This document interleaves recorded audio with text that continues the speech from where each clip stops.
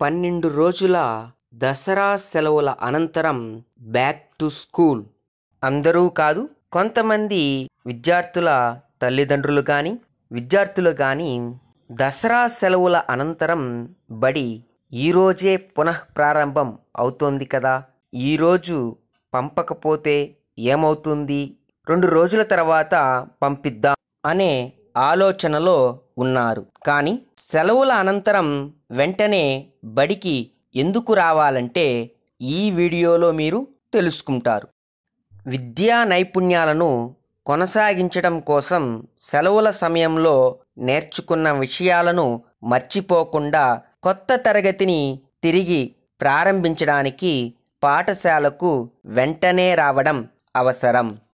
క్రమబద్ధమైన దినచర్య కోసం పాఠశాలకు తిరిగి వెళ్ళడం అనేది సెలవుల తర్వాత జీవితాన్ని ఒక క్రమబద్ధమైన దినచర్యకు తీసుకురావడంలో సహాయపడుతుంది.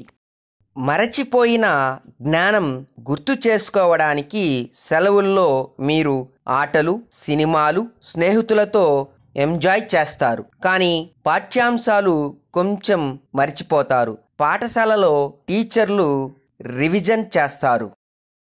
పరీక్షల సిద్ధత కోసం మీరు పెద్ద కలలు కంటున్నారు. డాక్టర్ కావాలని, ఇంజనీర్ కావాలని, టీచర్ కావాలని, ఐఏఎస్ కావాలని. ఈ కలలన్నీ సాకారం కావాలంటే ఇప్పుడు నేర్చుకున్న ప్రతి పాఠం ఒక క్రమబద్ధంగా ఉంటుంది.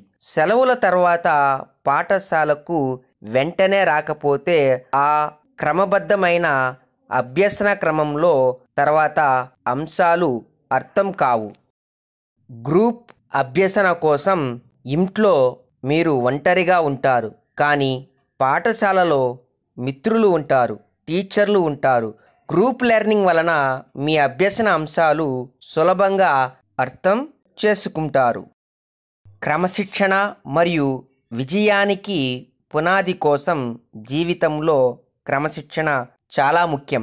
సెలవుల తర్వాత పాఠశాలకు రావడం ద్వారా మళ్ళీ శ్రద్ధ వస్తుంది. ఇది మీ భవిష్యత్తు విజయానికి బలమైన పునాది వేస్తుంది. కాబట్టి తల్లిదండ్రులారా, విద్యార్థులారా గుర్తుంచుకోండి, విద్య అనేది మీ జీవితానికి మార్గదర్శి. సెలవులు తాత్కాలికం, కానీ విజయం శాశ్వతం. కాబట్టి ఆనందంగా, ఉత్సాహంగా, కొత్త ఉద్దేశ్యంతో సెలవుల అనంతరం పాఠశాలకు వచ్చి మీ భవిష్యత్తు వెలుగొందించండి.